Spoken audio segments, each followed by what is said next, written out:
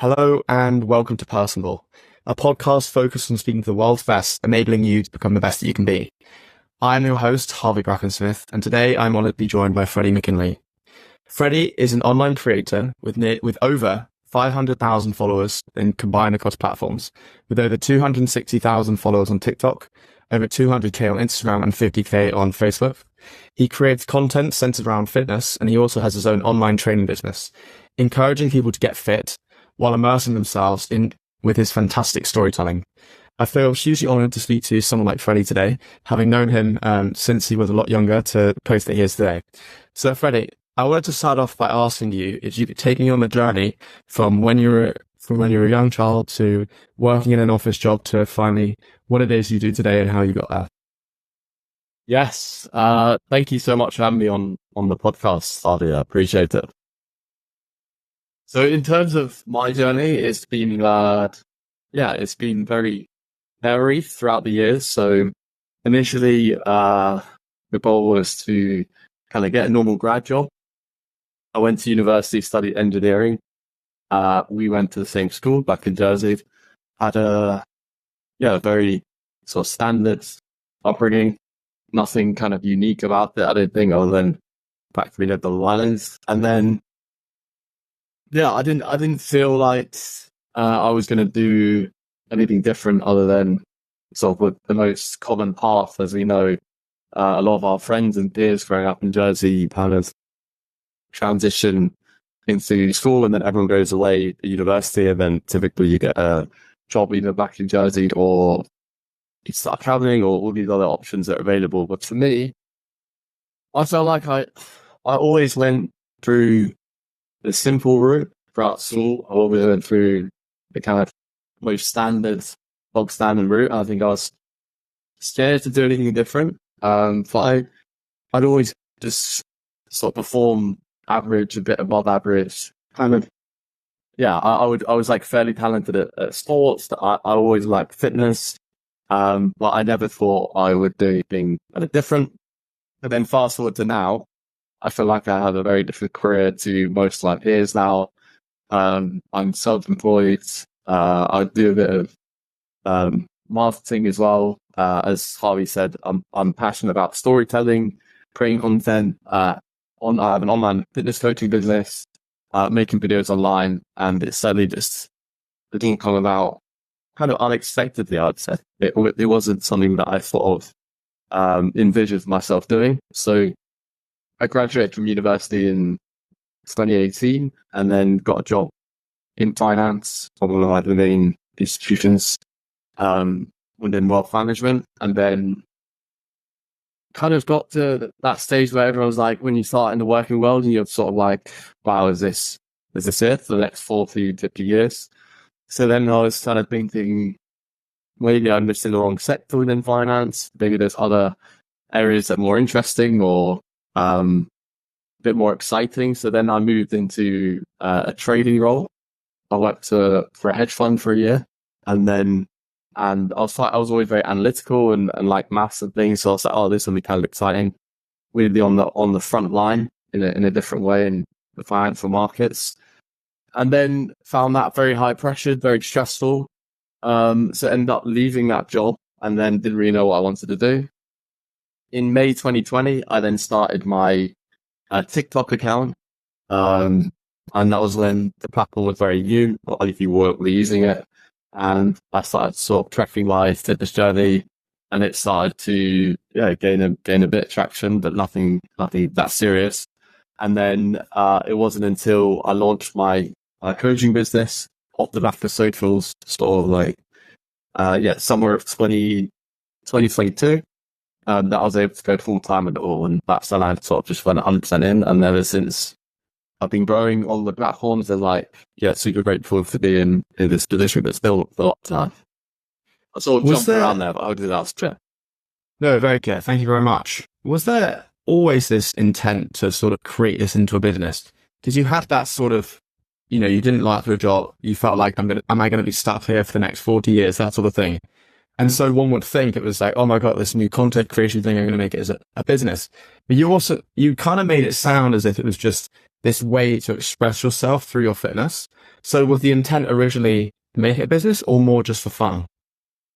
Yeah, I would say most people like go into it thinking, oh, I want to make this full-time thing, or I want to make a load of money, or I want to quit my job. Whereas for me, it was always just alongside my job out of pure passion.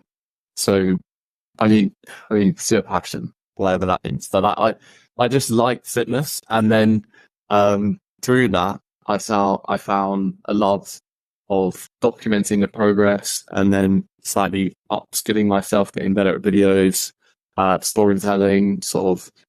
Yeah, and connecting with people online. But yeah, it definitely wasn't made with the intent of, oh, I want to do this full time, or I want to make a business out of this. I wouldn't say I was very business minded until recently, where I've like then educated myself after having the platforms to then be like having advice from people being like, you need to try and leverage some income streams from this, or you need to try and monetize this. But for me, yeah, it was always, I like helping people, I like fitness. And then the business stuff came afterwards. I think people do the other way around, and that's often where they go wrong. Yeah, sort of. I want to go back to that business point, but first of all, just going back to that initial starting point. I mean, I'm hardly in the working world. I'm still a university student, but we were mentioning before that, I've done some internships, and I am similarly passionate about sport and fitness, and I try and train as much as I can, after work, if I can. But I'm always pretty exhausted. So how did you maintain this rigorous training program whilst also trying to create content? It's a good question. And before I go into the answer of it, I want to first preface and say that like you can have a passion for fitness and sport and it not be your career as well. Like I would always train in the gym whilst also working, whilst also making content, whilst also documenting it. And I'd find time. I think if you love something enough, you'll always find time. Like I'm sure you do it yourself. Like it's something that means a lot to you. It makes you feel good. It improves your mental health. It allows you to show up in the office as a better version of you. It allows you to be a better friend, a better brother, and show up as your best self. So it's not a case of like, oh, I need to get these workouts in. A lot of it is like, I have to, because I know I feel better myself. And then all other areas of my life will have played. So if you do find yourself short on time, it's a case of ranking that in priority, what means most today. Okay, you have to go to work. That's the mandatory slot that's taken. And then what's next? You only have, say, certain hours that you can train. So that's really important to you. So you must prioritize it. And then you also want to have a social life as well. So for me, it was like a huge advantage when I started it during COVID in 2020. When like, say the social side of things was just instantly crossed out. So I had more hours in the day, and a lot of my friends were massively into gaming and I wasn't. So I was kind of disconnected from that. So I had all this time where I was like, oh, I need to do something. And yeah, so it was probably kind of lucky in my instance. So then once I gained some traction and I felt like, okay, I have a responsibility now to focus. It was just a case where I had to prioritize that. At what point into your journey, like time-wise, like weeks, days, months, years, did that initial traction come from? From literally the first video? No, and like what point? I don't know. Was it your first video? Was it your 100th video? Like when did people start they actually start growing? I mean, it's a sort of different landscape now, the world of social media, because followers don't really mean a great deal, in my opinion, because it's actually now, it matters more about the quality of the piece of content, because I am confident now that I built the skill sets where I could get decent engagement on an account with barely any followers, because I mean, it might take a bit of time, but likewise, you could have an account that has millions of followers that has no engagement because the video simply isn't good enough. So, this very much changed now. So it's creating opportunities for people to, get some level of traction, get okay engagement in the videos without less followers. So the journey for me has been very different from the start. So when I initially posted on TikTok, it was more a case of like, I guess deep down, I knew there was a huge opportunity there because there wasn't many people posting on the platform, and I knew any account could go viral, and that was sort of the start of that whole new change in short form content, whole new change in social media, where it's based off now an interest graph, but people will find the videos based off their interests. I even get it now on my feed where I have just sort of, but obviously it's different, but even now on Instagram, there's always suggested posts, but it's not necessarily the people I follow, it's the stuff that I'm interested in. So I guess, yeah, it was a combination again, lucky with that. And then you sort of work out as you go along. Then TikTok, I think it was it was pretty early on. I'd say a couple months into posting. And then there's one video that got 700, 800K. And it wasn't that, it was a terrible video. It wasn't a good video. Yeah. But it's more of a case of I needed that feedback to go, oh, wow, there's decent opportunity for anyone to get traction. I now need to figure this out. And based off kind of how my brain works, it's very analytical. I like that direct feedback. So then it was a case of me posting enough to figure out what do people connect with, what does well, what doesn't. And then I wouldn't say it's only until this last year, and now I feel like I've really found something I love in the running side of things and making content about that. I've now used the skill set of knowing how to make good piece of content. That's also my niche, if that makes sense. Yeah, I'd love to delve more into that site, but I want to nail down on, how you actually manage to fund yourself as a full-time creator. Because I think when people look at what it means to be a creator, you look at the Mr. Beast of the world who are generating tens, if not hundreds of millions of pounds or dollars or however you look at it. So they always look at the top and they're like, oh my God, they're so successful and they have all these Ferraris, and that's what it means to be an online creator. Whereas where you've gone from a day job to actually making this your career, how did you actually fund that initial bit when you started? And how has that sort of change in funding changed as you've progressed over time and you've got better at it?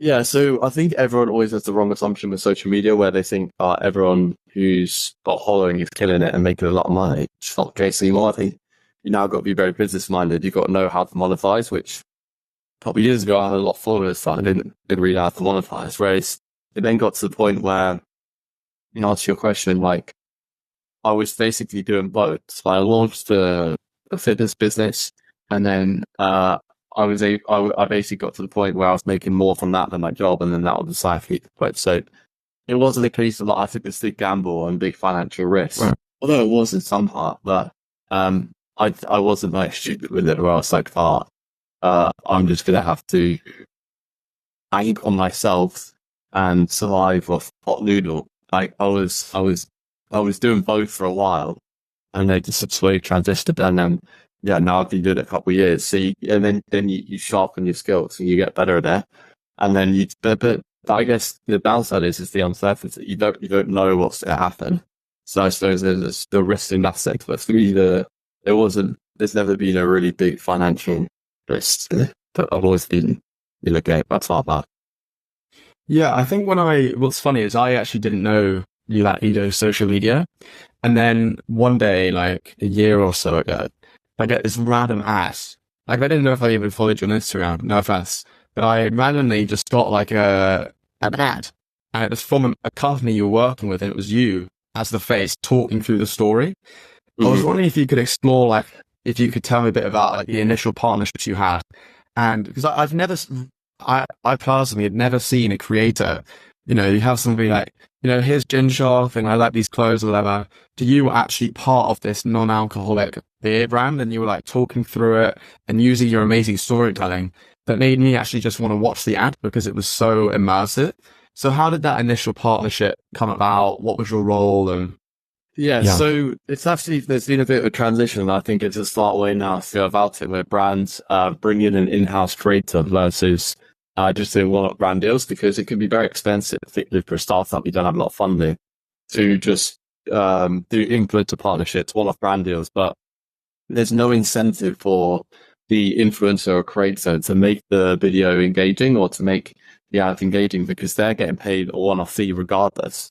And I've done plenty of brand deals in the past where I'm I have no interest. I just want to get it done. It's a thing on my tick list, and then as soon as I've completed that, then I still get paid for it regardless. So you always want to make sure that that both sides are aligned, both the creator and the company. So that was also a big reason why I was able to quit my job as well, because I had a stable stream of income through Impossible, which is that I still work with them today. That's something that I heavily believe in, an amazing product, and certainly with the way things are going, I think could be a mainstream brand in years to come. But essentially, I was thinking of ways in which I could generate different revenue streams, and one way that came to mind for me as I was honing in my skills to creator, making videos, I was like, I could definitely really help brands it. So I was like I had an idea where I was like, I could build a portfolio of brands and I could just run their TikTok pages. So the power was up. Brands weren't posting on TikTok, they're posting on Instagram, they're posting on Facebook and other legacy channels, but TikTok was very new. So that was the sort of an idea that I had. And one of the companies who had previously sent me out products was a brand called Impossible. They just sent me free beers, sort of no strings attached to hands all the time. And then I was looking on their socials and I was thinking, that this could be a lot better. They could improve this. So I ended up DMing them and I was just like, do you need help with the socials? And my idea, my initiative was like, I could have loads of these brands that I partner with, but not actually come in-house. I then ended up meeting up with the founder, with Mark, because I proposed this idea for him. And then we got on really, really well. We went for a coffee, chatted for hours. I was sort of like pitching to him how I think I could contribute to this company, how I could help. And he was also telling me about the brand. And then literally there and then, he offered me a full-time position. So he offered me a job there and then, which is really weird. And had a really big moment for me in my career, because then that following day was the day that I put in my resignation for my job in finance, because I was like, this is the security I needed to then to go for it. Because at the time, I kind of was all over the place. I didn't really know what was coming in, what wasn't. So then once I had that, I was like, oh, wow. And then I really believed in the brand as well. Started spending time with founder and everyone here at Bossa Brew. And then, came on as like a full-time content creator. I now create all the videos for the ads. And I think it's the way forward now. I think that's what all brands should be doing, because it is a skill at the end of the day, and it is really, really important, because that's where all the revenue comes from, is in the pay needed. I understand the transition from going from something you didn't really like to something you love, but I still don't really get the idea of going from one full-time job to another full-time job. Do you think that was sort of a necessary thing for you, or does it not matter if you were working for someone else or working for yourself, just that as long as you were pursuing your dream content creation? I think it's more about how I spend my day to day, and as long as I wake up and I'm excited and I'm doing exactly what I want to do and I have that creative freedom, that's what I was after. Because I mean, I wouldn't want to just not work, if that makes sense. So for me, this was a dream outcome where I wasn't doing something that I didn't particularly have a strong interest in. And it also aligned with my own social beliefs. It's helped me grow my own following, because you understand another niche. You get feedback as well from paid ads, what videos perform better, what don't. Because you literally have that live feedback, and you get all this data points, so you can then improve your own skills to content creation and apply it to your own socials. And then it wasn't until and then that also freed up my own time for doing my own projects, creating my own content, and then that's when my own coaching business started to really grow it. Could you talk me through a day in the life of when you're working today? Like, is it like a 9 to 5, or, how does that sort of thing work? Yeah, so it's every day is very, very different. So I have a lot of different projects that I work on. I suppose it's kind of being in charge of your own time, but still making sure that you meet certain deadlines, still making sure that you perform, still making sure that you deliver what's required.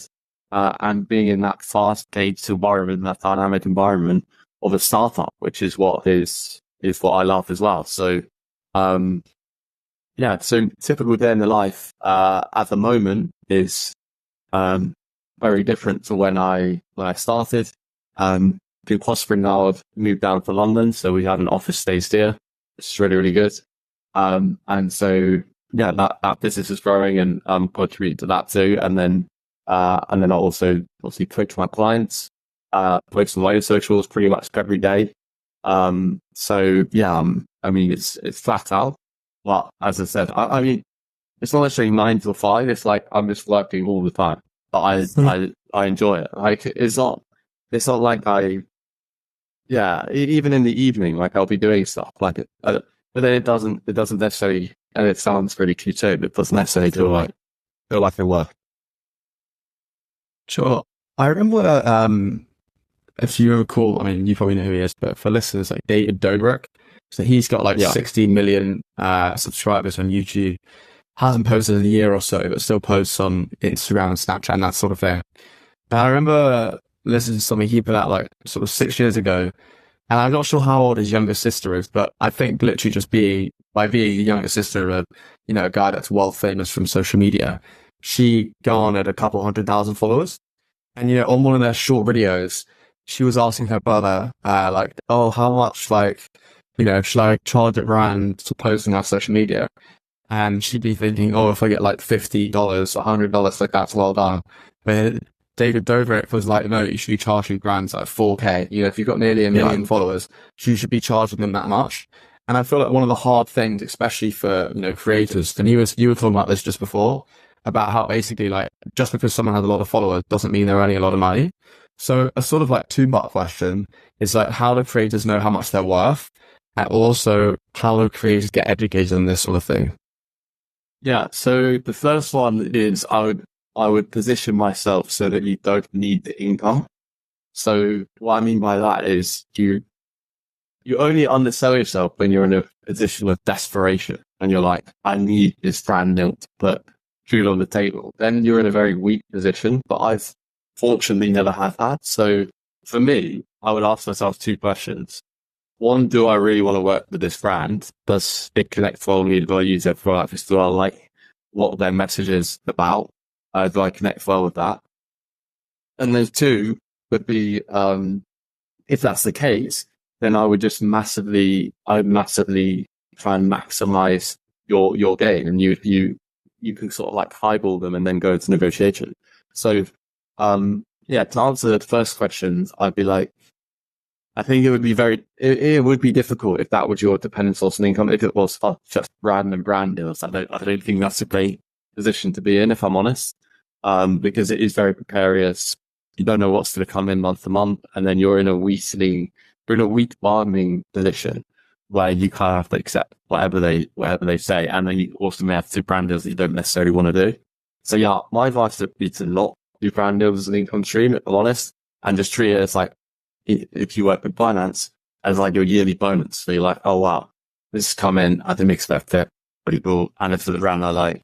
And then likewise, it goes the other way, where you can then also work with brands, but for free or for like no charge, because you don't need the income, but you also get to work in partner with brands and do trips or do cool things and connect all the creators. Like there's so many other benefits that are not financial.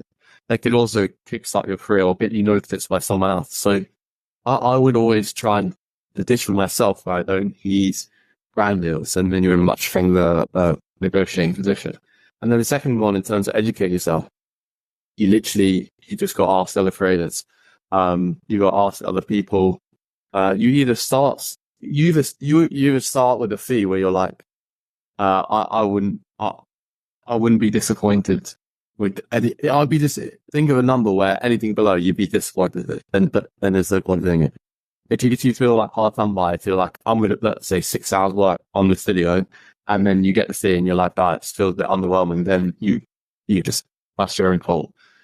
Because there is no benchmark. There's so many different metrics that go into calculating the cost of a brand deal. So you literally don't know. So I would ask other people, connect with other creators, and then hopefully be in a position where you don't need a brand deal.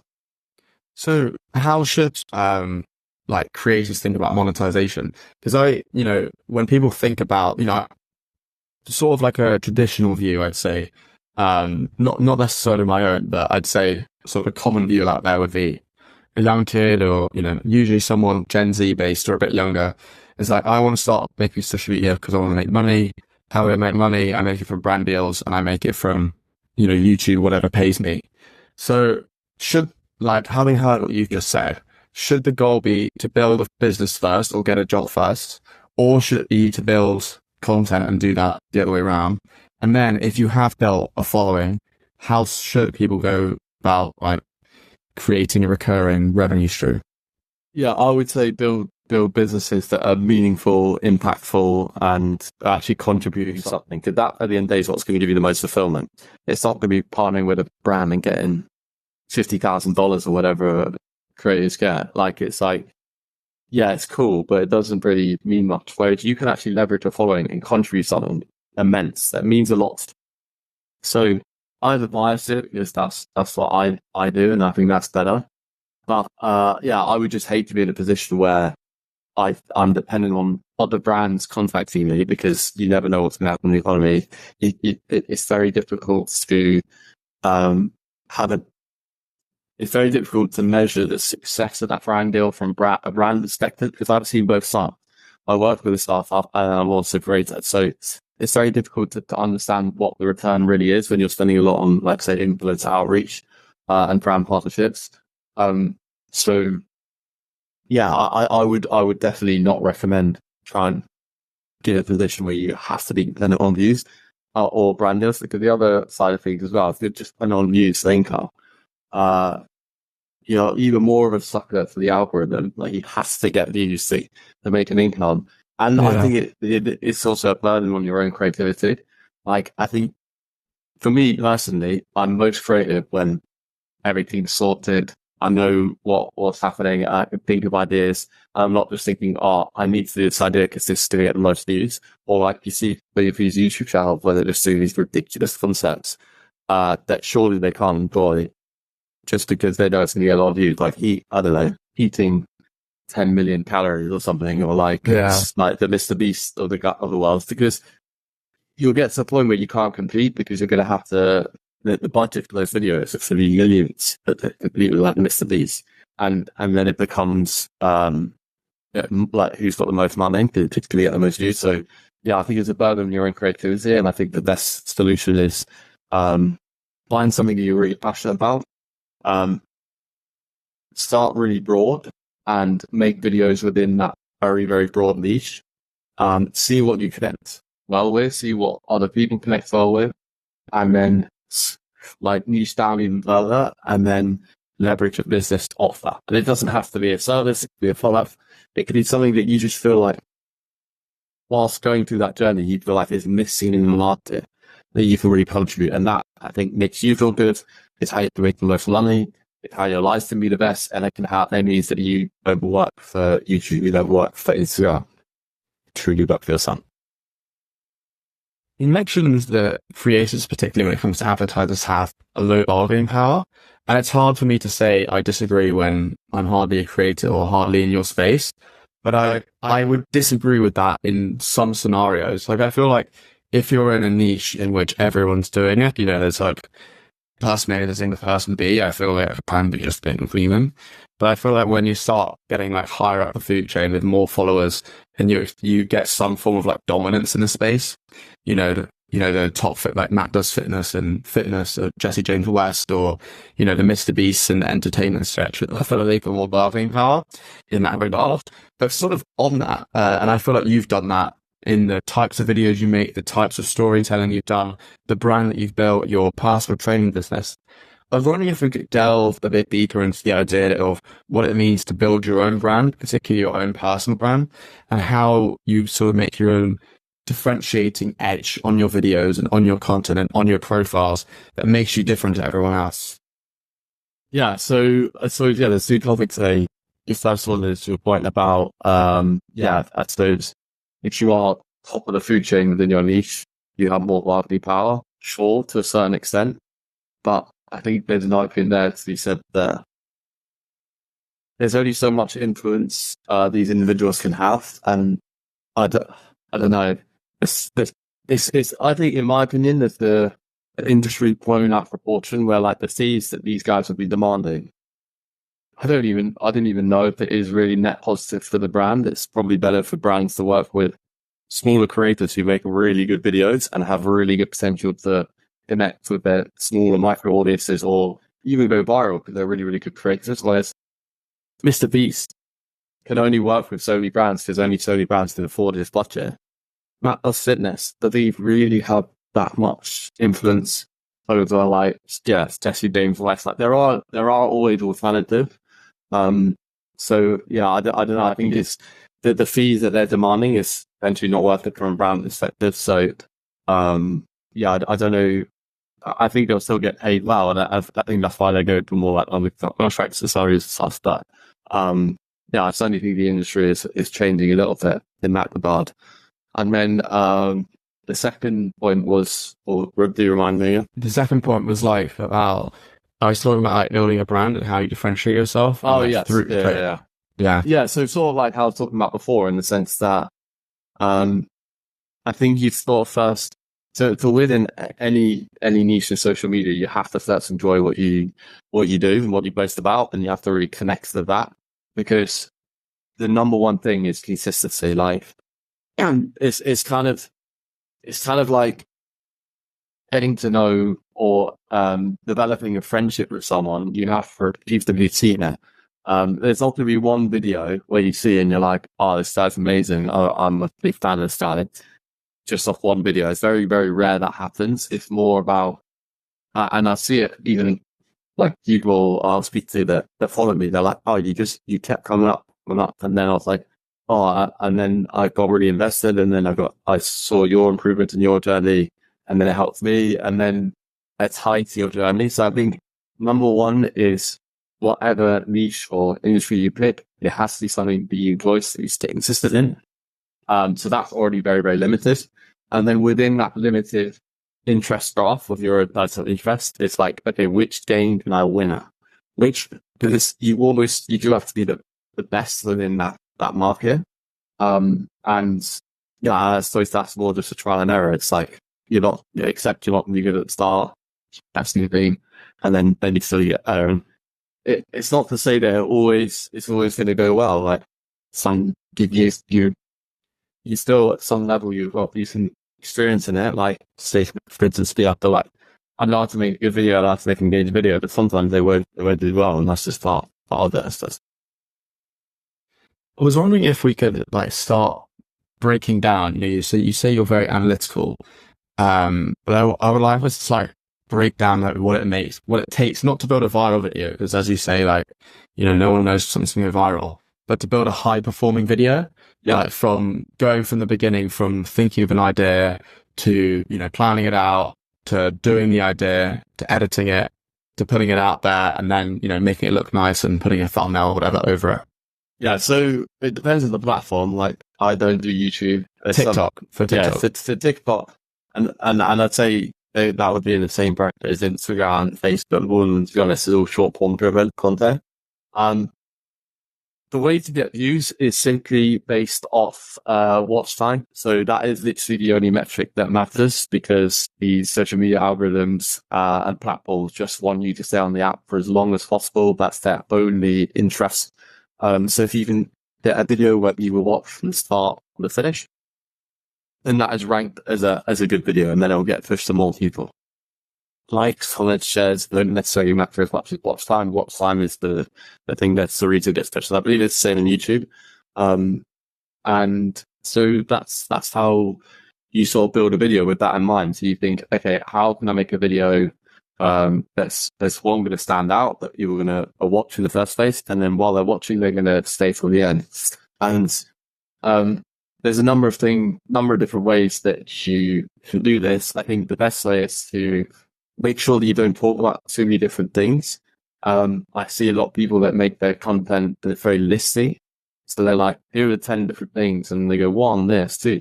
Like, by the third one, I'm switched off on board, because you've always sort of like, always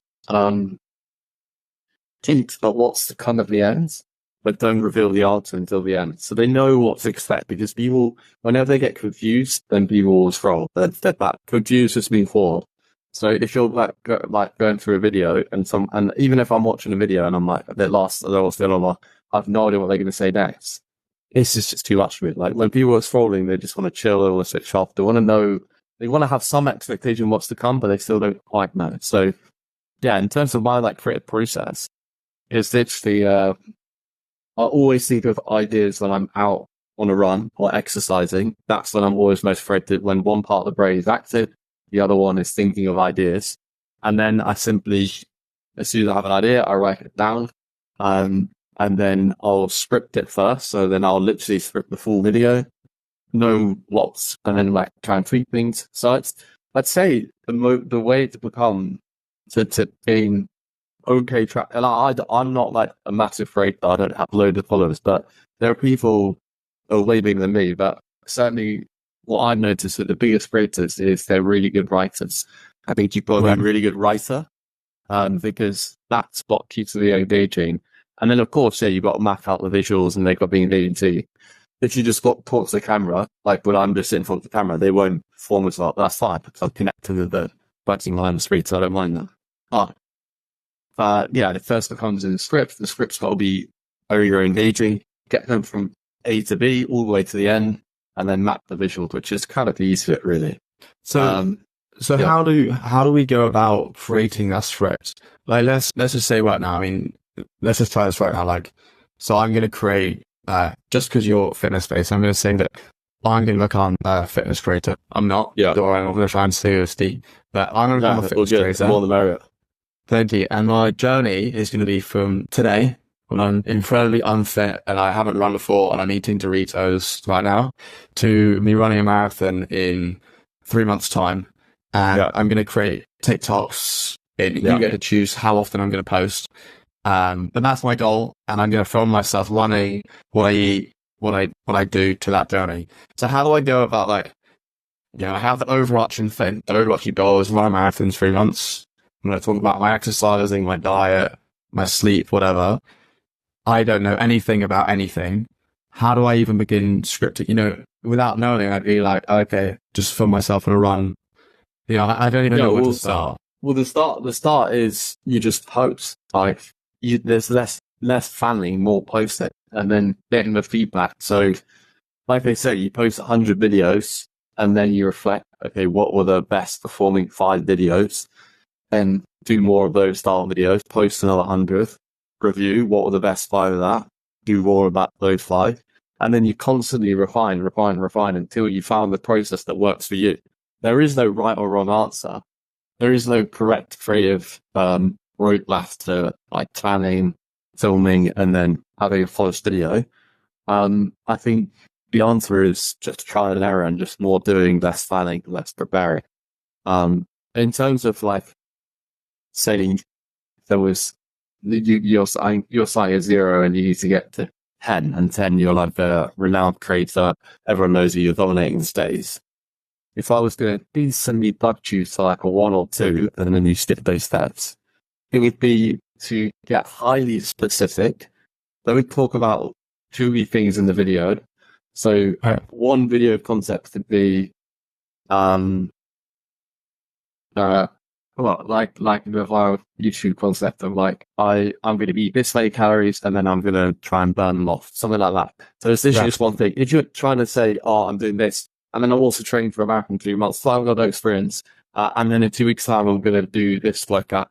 Like, there's too much going on. Like, just focus on one thing for that video, and then think about boosting the retention for that video by delaying the one answer to that video concept towards the end of the video. Are there any other sort of like hooks that you have in mind, or is it literally always just like tease at the start and then tell them at the end? Yeah, I mean, there's in terms of hooks, like I'd say now, like hooks are less important, and it's more actually about the second hook, because the first one, like everyone knows that they're being hooked in the video, but actually the second point, can you then get them to stay? Because that's going to determine whether the video is good or not. But in terms of like the start of the video, the hook of the video, I'll always try and make it selfless. So I'll try and make it about the viewer and not me, because especially if you want to grow a following, that means you're going to have to get people to follow you that don't know who you are. So why would they watch a video if they don't know who you are, if you're just talking about yourself? So what I try and do is try and merge my personal story with value. So the hook would be about the value. So the hook would be like, so a good example would be, say, if you were really overweight and then you ran the marathon, and then it would be like, I was 200 pounds overweight and in 3 months ran a marathon, lost 50 pounds. This is how I did it. It's merging your personal story with the value. And then the value comes at the end where you say like, talk about your diet, or just talk about one thing that contributed to that weight loss journey, contribute to that journey. So that a viewer watching going like, oh wow, I now get to know this guy. I'm inspired by the journey and I learned something as well. Even if I don't know you, I'm probably going to, if not follow, I'm going to at least connect with you on the video and then maybe follow the second, third, fourth video. And like, so over time, did you sort of just like learn this just through like reiteration? Did you fall on your face a lot, or like, did you always kind of have this in mind? Well, in terms of like these hooks and like narratives, it comes back to why you're doing it in the first place. Because if you're doing it to just get famous or to in the business or to be successful and make money, or if it's a very selfish reason, then you're gonna just fall flat on your face. So the why has to be correctly aligned in the first place. Like, you have to be genuinely passionate about helping other people within your industry, within your niche, or genuinely passionate about entertainment. Like, if you think about Mr. Beast, he doesn't, like, only given how big he is, he's not that famous. He's famous in the YouTube world. And like, you always make his videos are not necessarily about him, but the concept is just so strong. And he was kind of the first out of that wave of like, previously it was all about daily blog or what I'm doing in day in the life. And he didn't care about that. He was like, no one cares about me. I just want to make the best video possible. And that's all I care about. I want to entertain the viewer. So it's being as selfless as possible. And I think that starts from your why. It's like in my case, I just genuinely wants to help other people. And then people can feel that. People can feel when you're genuine. And then along that journey, you then up it. Then you can merge in your personal story. Then people connect with you. So it's not something that can be necessarily forced, in my opinion. Yeah, I think a tough part of this sort of process is the fact that you need to fail. And I can't remember who I listened to about this the other day. I really hate it when people make generalizations about an entire generation. And this is not my opinion, but rather something I heard from someone else. In that our generation, Gen Z, doesn't know how to fail, doesn't want to fail, and, avoids failure at all costs. It might have been Simon Sinek, I think, was basically saying that we just don't even want to face failure, so we can't go improve. Whereas what you're talking about in social media is that failure is a necessity, and that we need to fall on our face in order to improve. But I still think, and I talked about this on a few of my prior podcasts, and I feel like particularly with social media, there's a high level of potential embarrassment or anxiety around filming. And I feel like if you're producing high quality content, it's not embarrassing because it's something you can be proud of. But I feel like in order to get to that state, you need it fall on your face that amount of times. So did you ever feel embarrassed when you started? Yes or no? And then off that, how would you recommend that other people get over that embarrassment in order so they can fail and therefore improve? Yeah, definitely. I was definitely embarrassed for sure. It's within our DNA. Like, we want to be liked, we want to be integrated in the group, we want to mirror other people. So it instantly doing something different doesn't feel natural. I was fortunate where I started on TikTok before it was big, so I felt like, even though there probably was, I felt like no one was watching me, so I felt like I could just post whatever and get that feedback. Whereas it took me a while to post on Instagram. So I was like, oh no, people on my platform, they will watch this stuff. So, the answer is, you're going to be terrible at first. There's certainly me still a lot to learn in my journey, and I'm looking forward to continue that development. So you have to learn to do, you have to get that feedback. And, I think that's also why they're a lucrative opportunity to evolve because most people won't do it last. So it instantly stands you out because it is a hard thing to do, put yourself out there. To talk on camera, to film in public, like no one wants to do that. So that's almost a really, really good and positive thing in the industry because you instantly stand out when you're holding on your stories, when you're filming yourself in public. So there's less competition, which is actually really good. So you always got to take that as a positive because if it was easy, then everyone would definitely be even more saturated, then it'd be even harder. So I think, you just have to accept that you are going to be absolutely terrible. I mean, terrible at first, like awful. Like my videos suck. They still aren't amazing. I'm still improving, but at least I'm confident that I'm getting better. And that's the only thing you can pick on. I think, like looking around me, is yourself with like Shred Athletics, like Chris MD, Arthur TV, if it was his name right, and then like Simon Johnson Fitness is sort of like 4 people that have come out of our little island, Jersey. For people listening that don't know Jersey, little island 9 miles by 5 next to France, population around 100,000. It's a pretty small island. But there are 4 people that I can think of to varying levels of success, but who have made a full-time career out of content creation over a traditional career path. Do you think that's the start of a trend? Or do you think it's just, if you get 100,000 people, you're going to have 4 out of them that are going to end up doing this sort of thing? I think it is a trend. I mean, there's another one than Chris and Hamby as well. He's an actor as well. And interestingly, me, Chris, Arthur, all same school, same year, same class, and friends. So maybe there's something in that herd mentality when you see someone else with the exact same background as you, doing something that you want to do, then you realize it's possible. So there's potentially something in that. I think certainly Arthur felt that way when he saw Chris's success in school and stuff. And then he started, while we were studying at law, he then started posting on socials behind the scenes, didn't show his face, faceless YouTube account, just his voice. And then I saw his journey. He was telling me about it, inspired me. So I think it definitely has a knock-on effect. It's not necessarily that like every 100,000 randomly pulled people, there's always going to be 4 or 5 people that break out.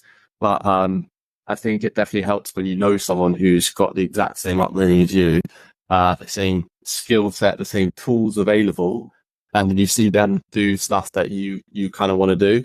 I think suddenly opens your eyes up and thinks, oh, well, why not give it a crack? For me, I think an amazing part about this podcast is to network with people that I would consider the world's best, so people that have done amazing things in amazing categories, which allows them to reach out and sort of have conversations with incredible people, sort of both that other people can learn, but also rather selfishly that I can learn myself. And I feel that in particularly content creation, there's a bit of a black box around the community. You know, like kids sort of idolize, people with lots of followers these days. They're sort of, the new celebrities of today's day and age. What is that social media content creation community like? Is it highly competitive? Are people wanting to work together? Is it hard or easy to contact people, to work with them, collaborate, or ask advice?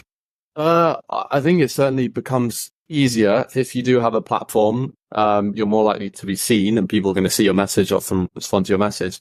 I personally don't really get involved too much with it because I wouldn't want to be the reason why I'm successful on socials. And by the way, I don't really consider myself. I feel like I've got a long way to go. Like I don't feel anywhere near the success that I know I can go towards. So for me, it's a case of shutting off the next few years, like really trying to focus on building my skill sets rather than you see people trying to do these mad collabs too early. And It's not, they're just chucked in a situation that's not really them. Say, for instance, I don't know, you're friends with Chris and then he will do one of his YouTube videos. It's like, it's not necessarily going to do much for you, especially if you don't even want to like make YouTube videos. So it's just trying to figure out what you want to do. And then I would say the best solution is like grinding out of itself. And then maybe later on, it's all like privately ask for advice, because it can always help to connect to these kind of people. But I wouldn't necessarily say, oh, you've got to depend on leaning on collabs or you have to know people to be successful. I would say it's actually far better to just work these really hard first and then, maybe look to the years to come. build some chain connections that way. Very important, Fred.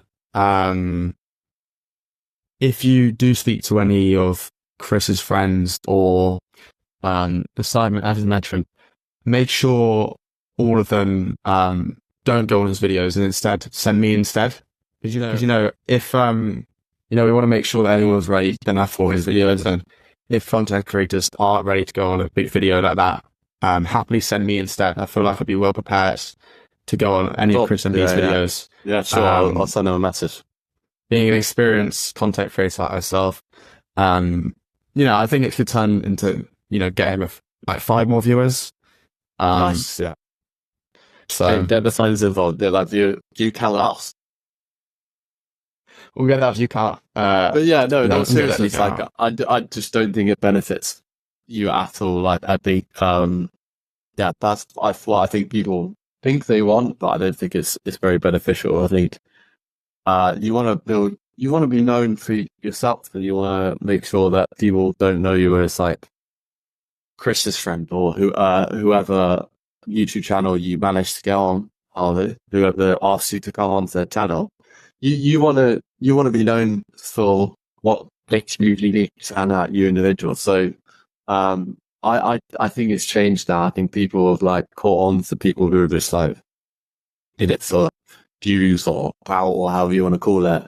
Whereas previously it would work like that, where in a YouTube video, if you're in a big YouTube channel, it would instantly blow up your channel. Whereas I think you need to have something unique yourself now. Like, you see all these big Twitch streamers now, they get these crazy views. People want to watch them. They just get like their mates. So.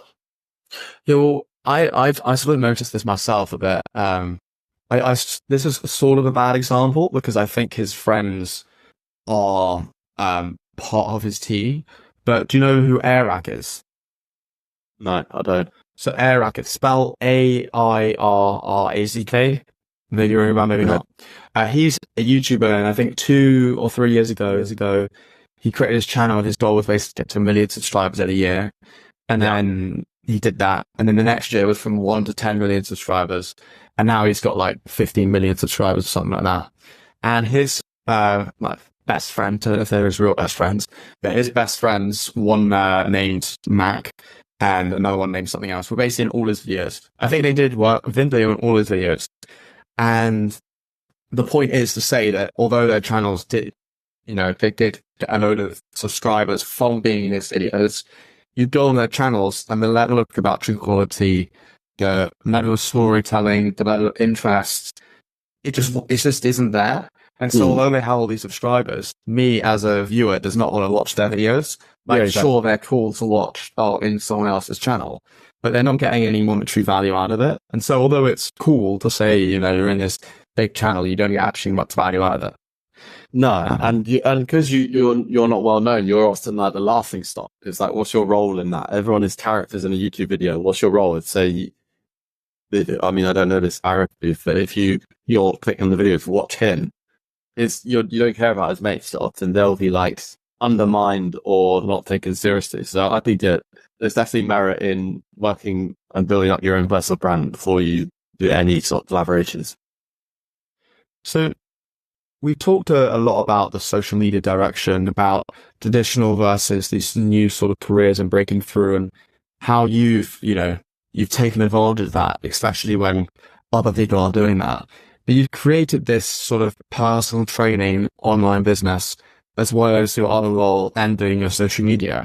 So what does the future look like for you in those sort of realms? Is the goal to be a full-time, fitness business, full-time creator, try and level up in the business world? For example, I remember that the first Diary of a CEO podcast I watched was on Molly May, and it was basically about how she became the Pretty Little Thing director at 23 years old. So is that the sort of article was a combination of 3? What can we expect from you moving forward? For me, the goal is always, and actually this is probably a better answer to your question earlier about the switching career path. The goal is always for me is to be in an environment where I'm learning as much as possible. Like, that should be everyone's goal in my opinion, because that compounds far more than a big role, a big salary, an impressive title from the outset. But actually going inwards, investing in yourself, investing in your own skills, learning as much as possible, reading, writing, creating. And so for me, I just want to do more of what I'm currently doing, but just on a larger scale. That's literally it. I want to continue to grow my following, help more people, grow my coaching business, maybe start some other smaller businesses. Big part of Imposter Brew and their creative direction. Work closely with the founder who, there's a lot to learn off there. And so as long as I'm in an environment where I'm pushed and I'm leveling up, then I'm happy. Like that for me is always number one goal. If I'm not growing, then I don't want to be there. So that's why I left Irish for corporate job, is because I felt a stumbling block. I felt like I wasn't learning. I wasn't doing what I wanted to do. It was almost like these hours were just taken away from me. And that was just exchanged for cash back, right? And I was just hours in and sat there and then exchange back for money. I don't want to ever have to be in that position. I want to be able to be in an environment where I thrive, I learn, and be pushed on a daily basis. And yeah, that's the goal really. Whether that will be what I'm currently doing or something else, I don't know. I don't know the exact direction, but for me, that's always the goal, and that's why I always try and ask myself, am I in this environment? Yes or no? If not, I need to change it. Is content creation sustainable, and do you see yourself building out a team in the near future? Yeah, I think, I already have a small team. I don't have a massive team, but I have like an editor. I have a coach who helps me, I employ, and also if I help me with like onboarding calls linked to new clients. So I kind of try and minimize that as much as possible. Like, I don't want to like turn corporate and have to employ like 25 people and be managing all these different people and teams and stuff. I would love to stay pretty steady, but at the same time have the opportunity to keep scaling and leveling up and be able to like still make videos, still be creative and do all those things, because that's what I enjoy the most. So yeah, I honestly don't know what the future holds. I love being in London. I think it's the best city on the planet, in my opinion. You see everyone going to Dubai, Sydney, Asia, all over US. I love London. I think it's awesome. So, yeah, and not many people say that. So, and not many people, I believe, in my position would stay here in this kind of environment, when you have that flexibility. But I love it. And so it's just making sure that I'm living a life that I enjoy and I'm genuinely excited to crack on, and I have that at the moment. So, why do you think your content around personal growth and fitness has had an impact? I'd say back to the thing before, in terms of like being selfless, having a genuine interest, trying to help people, having the knowledge to share. So having a message to share that's going to connect the people and help people in the first place, and then making and creating that in a way that's engaging, that people want to watch. I think it's a combination of all those three things. And yeah, it's kind of, as long as I'm growing, even if it is slow, steady, then I'm happy. So it's just making sure that my audiences are growing. I'm putting out content that I'm genuinely proud of. I'm still quite passionate about like doing well my own fitness journey and my running and things like that. So I've got a lot of goals that I want to achieve there. So as long as I'm like contributing to all of these main buckets that I really care about, then I'm satisfied. I'm awesome. I have 3 final questions. The first one, this episode will have been released by the time this has come out. I interviewed an online creator called Diego Day, who you may or may not have heard of, who basically does these sort of go up to someone on the street, try and, raise them up, get their number sort of situation. Yeah. And I asked him, is that the content that you're going to be starting over the next few weeks? Well, it's like, I'm thinking either that or fitness. I'm undecided yet. So nice. Marathon Riz, let's go. Maybe we'll get if Chris MD invites me on the channel, I will, I'll do the Riz football channel. Yeah, the football channel. Riz on the football channel. That's your niche combination of Riz. That's my niche, but only with Chris MD and you. So I don't know how schedules will match up with me in America, but I'm sure we can make that happen. However, I can see why you invited me now. I know the real reason. there it is. That's what I'll count down the days. That's what we're doing off this podcast. However, I had this question for him because he creates these videos and there's this sort of the rise of people like Andrew Tate and copycat type figures. There's this talk around our generation having weak men. And these weak men are unable to go to girls, they're unable to make money, they're unable to get fit, they're lazy, they spend all their days watching, social media and stuff. And so these sort of people have broken through. And so I asked him, I said, Diego, if you're creating this sort of content, which is going up to girls and you're exuding this, uber sense of confidence, is it a source of education? I.e., are people learning from your content and do it themselves? That's the question I sort of had. But he was like, no, these men are actually just weak men and they will never intend to actually go up to anyone on the street and do it themselves. They merely just watch it as a source of entertainment because they feel like I can never do that. Maybe Diego can. So I wanted to flip that back on you and ask you a similar question with your fitness-based content.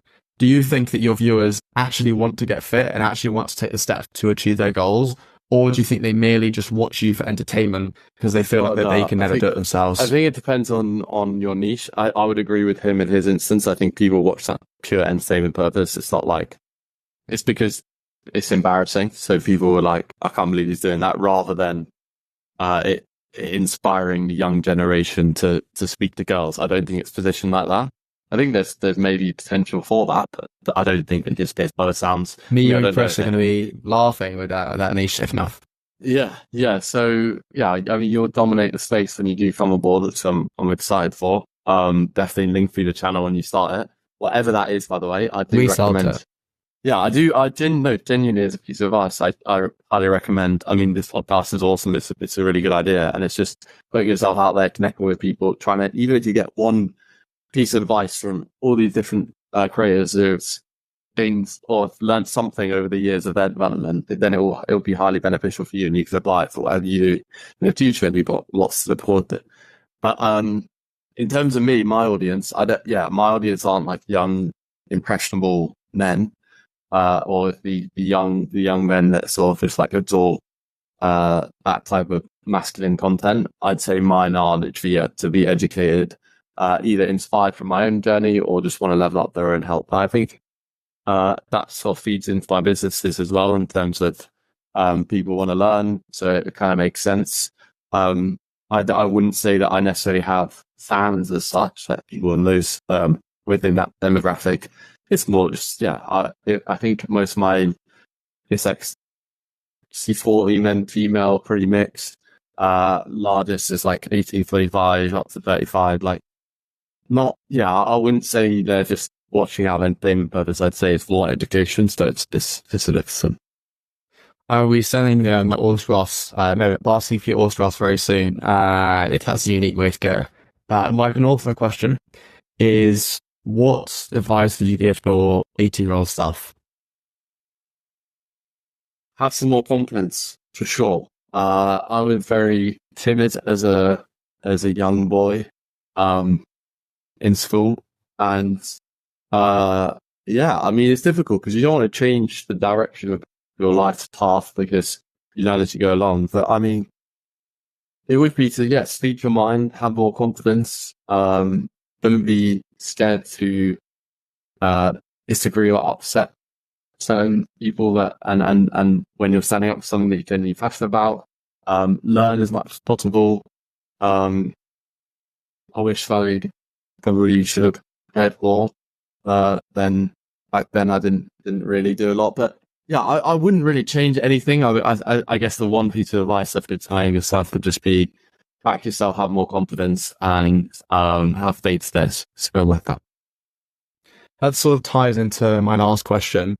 And my last question is the question that I asked every guest. While I'm just saying this question, I feel like I'm kind of using your TikTok technique, waiting for your head. It feels quite cool. You're learning already. But my final question, and I ask this to every guest, is what is one thing that you would want a listener to take away from this podcast? It's a good question. I suppose based off what we've spoken about is to don't necessarily do something just because everybody else is. It's even like with this content where just because people are having success on content and everyone's now like, oh, I want to get on that bandwagon, that doesn't necessarily mean it's for you.